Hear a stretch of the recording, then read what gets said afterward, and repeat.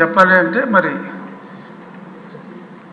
నా మీదే ఒక 14 మరి చెప్పచ్చో లేదో తెలియదు కానీ మరి అన్యాయంగా పెద్దలు శాసనసభాపతి గారి మీద ఒక 16 18 అలా ఎంతోమంది మీద మరి లోకేష్ గారి మీద ఆయన యువగలం అని వెళ్తూ ఉంటే ఇలా రకరకాలుగా కొన్ని వేల కేసులు అన్యాయంగా బడాయించడం జరిగింది.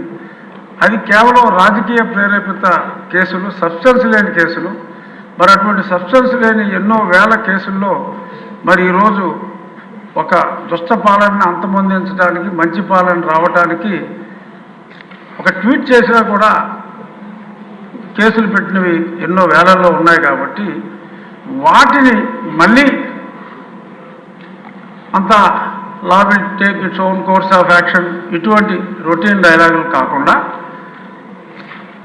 ఒక నిర్ణయం తీసుకుని సమిష్టిగా ఆ నిర్ణయం ద్వారా, ఎందుకంటే గవర్నర్ గారే స్పష్టంగా పేర్కొన్నారు కాబట్టి ఆ నిర్ణయం ద్వారా ఈ అన్యాయంగా కేసుల్లో ఇరుక్కున్న వారికి స్వాంతన చేకూర్చే విధంగా మరి చేయాలి. అవసరమైతే క్యాబినెట్లో పెట్టి మరి గవర్నర్ గారు అప్రూవల్ తీసుకునే దిశగా మరి హోమ్ మినిస్టర్ శ్రీమతి అనిత గారు చర్యలు తీసుకోవాలి అని చెప్పి సభాముఖంగా మీ ద్వారా విన్నవించుకుంటున్నాను. ఎందుకంటే ఎన్నో వేల మంది సఫరర్స్ ఉన్నారు. కోర్టులకు వెళ్ళి ఇవన్నీ చేసుకోవాలంటే ఇది అయ్యే పని కాదు. కాబట్టి మరి గౌరవనీయ ముఖ్యమంత్రి వర్యులు సభలో లేరు కాబట్టి నేను మీకు ఉప ముఖ్యమంత్రి గారు పవన్ కళ్యాణ్ గారికి, ఎందుకంటే ఆయన కూడా అలాగే బాధితుడు.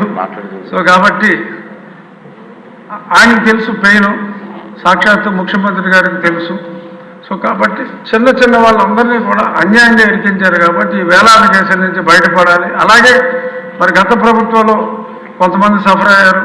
సఫర్ అయిన వాళ్ళకి అప్పుడు పోలీస్ సెక్యూరిటీ ఉంటే మరి ఇప్పుడు ఈ ప్రభుత్వంలో ఉన్న ఎమ్మెల్యేలకు కూడా మరి కొంత సెక్యూరిటీ తొలగించడం జరిగింది. ఫర్ ఎగ్జాంపుల్ ఇందాక మాట్లాడిన రెడ్డప్ప గారు మాధవ్కి మరి 2+2 ఉంటే 1+1 చేశారు. కడప లాంటి ప్రాంతంలో ఒక మహిళ పోరాడుతూ ఉంటే మరి 2+2ను 1+1 చేయటం, ఇలాంటి కొంతమంది వాళ్ళు చెప్పుకోలేని ఉంటాయి.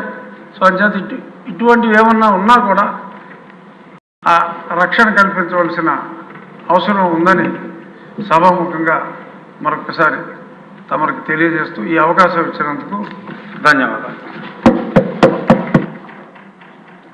గౌరవనీయులు సోదరులు పవన్ కళ్యాణ్ గారికి కూడా మాట్లాడవలసిగా కోరుతున్నానండి.